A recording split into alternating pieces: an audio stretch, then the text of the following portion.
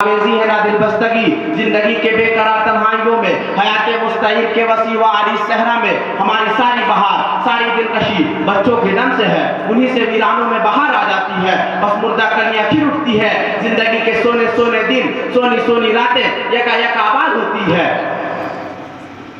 फूल मुस्कुराते हैं, फिजा खुशबुओं से मुअत्तर हो जाती है, बाग दौर महक उठते हैं, हर तरफ जिंदगी जिंदगी दिखाई देता है। बच्चे ना हो तो जिंदगी बेकैफ बेसूद नजर आता है, कमाना बेफायदा दिखाई देता है। इंसान अपनी जिंदगी में अधूरापन और कमी महसूस करता है, खुद को बेदस्तोपा बेसहारा बेयार और मददगार समझता है। वो अपने घर के आंगन में बच्चों के कहकहे ढूंढता है, बच्चों की जिदे रोना शोर मचाना तलाश करता है, मगर उसकी तलाश हसरत व यास बनकर किसी नेहा खाने दिल में रुबोस हो जाती है और आहे सर्द के सिवा कुछ हाथ नहीं आता।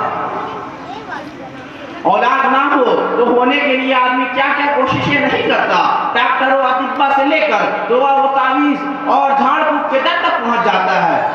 औलाद होने पर औलाद के लिए औलाद के मुस्तकबिल के लिए दौड़ धूप शुरू हो जाती है, कोई कसर नहीं छोड़ी जाती, यहाँ तक कि जायज और नाजायज की पर्दा नहीं होती है, हलाल और हराम की तमीज उड़ जाती है।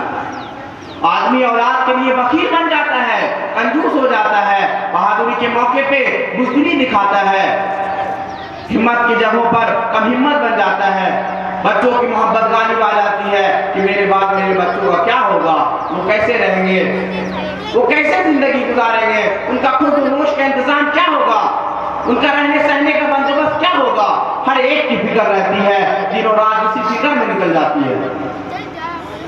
बुजुर्गान मिल्लत, क्या औलाद का फिक्र करना गलत है? क्या औलाद के मुस्तकबिल को संवारने की सोच सही नहीं? क्या औलाद को अपने बाद बेयार मददगार और बेसहारा छोड़कर जाना ठीक है? हरगिज नहीं। औलाद की मुस्तकबिल का फिक्र जरूरी है, माँ बाप का फराइज है, एक अहम जिम्मेदारी है, लेकिन ठहरिए, दिल पर हाथ रखिए और सोच कर कहिए कि हमें और आपको औलाद के मुस्तकबिल बनाने और संवारने की फिक्र किन मामलात में है। दीन के लिए दुनिया के लिए हमें ये फिक्र जरूर है कि हमारे बाद हमारी औलाद खाएगी क्या, पहनेगी क्या, ओढ़ेगी क्या और रहेगी कहाँ।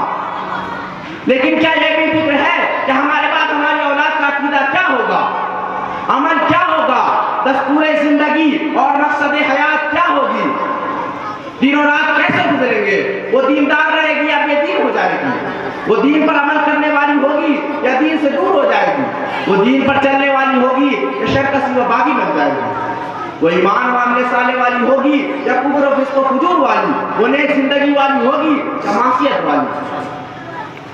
असल फिक्र औलाद के मुतालिक यही होनी चाहिए कि हमारे बाद हमारी औलाद दीनदार रहे, दीन पर चलने वाली बने, दीन को अपनी जिंदगी में उतारने रचाने और बसाने वाली बने, बुज़दिली कमीमती ऐशो इशरत के कामों से दूर रहे। यही वो तरीका है जिंदगी और तर्ज हयात है जो एक सलीमुल कद्र पैगंबर हज़रत याकूब अलैहिस्सलाम के हयात मुबारका और उनके वसीयत और नसीहत से मिलता है। हज़रत याकूब अलैहिस्सलाम अपनी वफ़ात के वक्त अपनी औलाद को जमा करके औलाद की इसी मुस्तकबिल की फिक्र की थी, यही पूछा और मालूम किया था। इरशाद बारी है, अम कुन्तुम शुहदा इज़ हज़रा याकूब अल-मौत, क्या तुम उस वक्त मौजूद थे जब हज़रत याकूब अलैहिस्सलाम के पास मौत का वक्त आया। इज़ क़ाल लिबनी मा ताबुदून मिन बादी, जबकि उन्होंने अपने बेटों से कहा तुम मेरे बाद किसकी इबादत करोगे। क़ालू नअबुदु इलाहका व इलाहा आबाइका इब्राहीम व इस्माईल व इसहाक़ इलाहन वाहिद। बेटों ने जवाब दिया आपकी माबूद की इबादत करेंगे और आपके आबा और उस्ताद हज़रत इब्राहीम अलैहिस्सलाम, हज़रत इस्माईल अलैहिस्सलाम और हज़रत इसहाक़ अलैहिस्सलाम की माबूद की इबादत करेंगे जो कि एक माबूद है, व नहनु लहु मुस्लिमून, और उसके मतलब फरमाबरदार बनकर जिंदगी गुजारेंगे। बच्चों का मुस्तकबिल क्या होगा उसे बहुत पहले से सोचने की जरूरत है। बच्चों की तालीम और तरबियत ऐसी होनी चाहिए जिससे उनका आइंदा जिंदगी सही ढंग और सही लाइन पर रहे। खलीफा एताम हज़रत उमर फारूक रज़ियल्लाहु ताला अन्हु से दरियाफ्त किया गया, मैं हक़्क़ुल वलदी अला अबी, औलाद का अपने बाप पर क्या हक है। जवाब दिया अय्या तकिया उम्मु व युहसिन इस्महु व युअल्लिमुहुल कुरान, उसकी माँ का बेहतर इंतखाब करे, उसका अच्छा नाम रखे, उसे कुरान सिखाए। एक शख्स हज़रत उमर फारूक रज़ियल्लाहु ताला अन्हु के पास आया और उसने अपने बेटे की नाफरमानी پانی کی شکایت کی۔ حضرت عمر نے بیٹے کو بلایا، بیٹے نے کہا اے امیر المؤمنین کیا بیٹے کا باپ پر کوئی حق نہیں؟ فرمایا کیوں نہیں، حق تو ہے، اور وہ حق یہ ہے کہ اس کی ماں کو نکل لائے، اس کا اچھا نام رکھے اور اسے قرآن مجید کی تعلیم دے۔ بیٹے نے کہا اے امیر المؤمنین میرے باپ نے ان میں سے کوئی بھی حق ادا نہیں کیا، کیونکہ میری ماں ایک خطی ہے جو ایک مجومی کی باندھی تھی اور اس نے میرا نام جول رکھا یعنی پاخانہ کافرہ، اور جہاں تک تعلیم و تربیت کی بات ہے تو اس نے مجھے قرآن مجید کی ایک حرف کی بھی تعلیم نہیں دی۔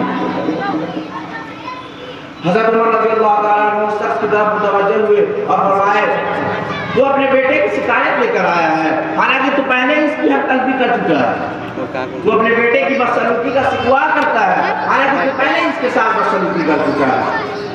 بچپن سے بچوں کی تربیت بہت ضروری ہے، والدین اسے جس لائن پر لے جائیں گے وہ اسی لائن پر چل پڑے گا، اچھی لائن پر چلائیں گے تو اچھی لائن پر چلے گا، خراب لائن پر چلائیں گے تو خراب لائن پر پڑے گا۔ بچہ اپنے فطرت کے اعتبار سے صحیح ہوتا ہے، والدین کا ماحول، گھر کا مزاج، رہن سہن اور طور و طریقے سے غلط راہ پر ڈالتا ہے۔ کیا رسول اللہ صلی اللہ علیہ وسلم نے ارشاد فرمایا ہر بچہ فطرت سلیم پر پیدا ہوتا ہے، پھر اس کے ماں باپ اسے یہودی بنا دیتے ہیں یا نصرانی بنا دیتے ہیں یا مسلمان بنا دیتے ہیں۔ بولے تو بولے سروسنگ کر کے آئیں گے۔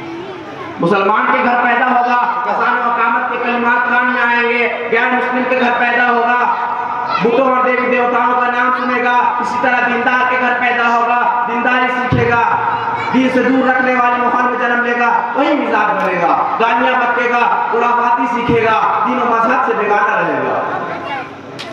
ارشاد ربانی ہے یا ایھا الذین آمنوا قوا انفسکم واہلیکم نارا، اے ایمان والو تم اپنے آپ کو اور اپنے اہل و عیال کو جہنم کی آگ سے بچاؤ۔ آدمی اپنے آپ کو اور اپنے اہل و عیال کو جہنم کی آگ سے کیسے بچائے گا؟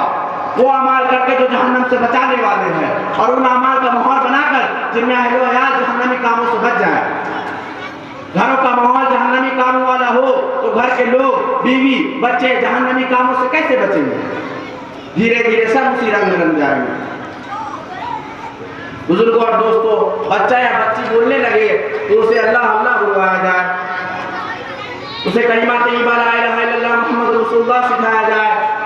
جو بڑا اور سمجھدار ہونے لگے اس کے سامنے اللہ کا نام آئے، رسول اللہ صلی اللہ علیہ وسلم کا نام آئے، صحابہ کرام کا تذکرہ آئے، انبیاء کرام اور بزرگان دین کا ذکر آئے، اللہ والوں اور اللہ والیوں کا نام لیا جائے، نماز، روزہ، حج، زکوٰۃ، قرآن کی تلاوت اور ذکر تسبیح کے ہمارے الفاظ آئے، نہ کہ فلمی گانوں کے بول، فلموں کے نام، فلموں میں کام کرنے والوں کے نام، کرکٹ کے اصلاحیں، کھلاڑیوں کے نام، اسی طرح بہت سی خرافاتی چیزیں۔ ظاہر ہے کہ یہ چیزیں دینی ماحول بنانے والی نہیں بلکہ بنے ہوئے دینی ماحول کو بگاڑ دینے والی ہیں۔ رسول اللہ صلی اللہ علیہ وسلم نے ارشاد فرمایا اپنی اولاد کو اوامر پر عمل کرنے اور نواہی سے بچنے کا حکم دو، کیونکہ یہ انہیں جہنم کی آگ سے بچائے گی۔ حضرت علی کرم اللہ وجہ فرماتے ہیں کہ اپنے اولاد کو حب نبی، حب اہل بیت اور تلاوت قرآن مجید کی تعلیم دو۔ حضرت سعد بن ابی وقاص رضی اللہ تعالیٰ عنہ فرماتے ہیں کہ ہم لوگ جس طرح قرآن کی صورتیں سیکھتے تھے اسی طرح مغازی رسول کو بھی سیکھتے تھے۔ حضرت عمر رضی اللہ تعالیٰ عنہ فرماتے ہیں کہ اپنی اولاد کو گھڑ سواری، تیر اندازی اور تیراکی سکھاؤ۔ آج کے دور میں گھڑ سواری اور تیر اندازی کی جگہ سائیکل اور بندوق نے لے لی ہے، لہٰذا یہی سکھانا چاہیے، ابتدائی سے بچوں کو مجاہد بنانا چاہیے، مجاہدانہ زندگی گزارنے والا بنانا چاہیے، بزدلی، کم ہمتی، عیش و عشرت کے کاموں اور اس قسم کے ماحول سے دور رکھنا چاہیے۔ ابتدائی سے بچوں کو ماحول کیسے بنایا جاتا ہے اس کا ایک واقعہ سنیے۔ مشہور بزرگ عارف باللہ حضرت سہل بن عبداللہ تستری رحمۃ اللہ علیہ کہتے ہیں کہ میں بہت چھوٹا تھا، تبھی سے میرے ماموں محمد بن سوار رضی اللہ تعالیٰ عنہ کو نماز پڑھتے ہوئے دیکھتا تھا۔ ایک دن میرے ماموں مجھ سے کہنے لگے تم اس اللہ کو یاد نہیں کرتے جس نے تم کو پیدا کیا؟ میں نے کہا کیسے یاد کروں؟ فرمایا جب تم بستر پر سونے جاؤ لیٹے لیٹے دن ہی دن میں زبان کو ہلائے بغیر 3 بار کہو اللہ میرا ساتھ ہے، اللہ مجھے دیکھ رہا ہے، اللہ میرا گواہ ہے۔ چنانچہ میں نے ایسا ہی کرنا شروع کر دیا۔ جب کچھ دن گزر گئے تو میں نے اپنے ماموں کو بتایا تو وہ کہنے لگے کہ اب ایسا ہی 7 بار کہا کرو۔ چنانچہ میں ہر رات 7 بار کہنا شروع کر دیا۔ جب کچھ اور دن گزر گئے تو ماموں نے فرمایا اب 11 بار کہا کرو۔ چنانچہ میں 11 بار کہنے لگا۔ میرے دل میں اس کی لذت و حلاوت بیٹھ گئی، اسے کہنے کہنے میں لطف آنے لگا. 1 سال تک ایسے ہی رہا. پھر میرے ماموں مجھ سے کہنے لگے جو میں نے تمہیں سکھایا اسے محفوظ رکھو اور اس پر مرتے دم تک قائم رہو, کیونکہ یہ تمہیں دنیا آخرت دونوں جگہ نفع دے گا.